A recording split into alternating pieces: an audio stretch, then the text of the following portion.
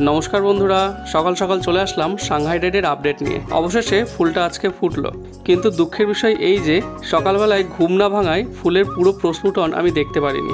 যারা এই ফুলের সবচেয়ে সুন্দর রূপ দেখতে চাও তারা অন্তত ভোর 5টার মধ্যে ঘুম থেকে উঠো।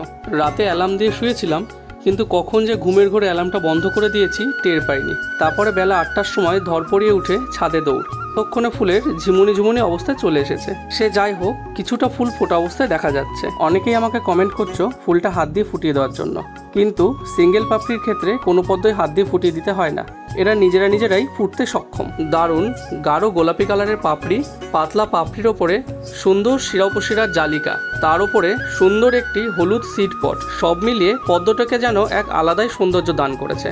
যারা নতুন পদ্ম করছো তারা অবশ্যই একবার এই ফুলটিকে তাদের বাগানে বসাতে পারো। একটা ফুল সমগ্র বাগান আলো করে দেবে। আপনাদের ফুলটি কেমন লাগলো কমেন্টে জানাতে ভুলবেন না। ধন্যবাদ।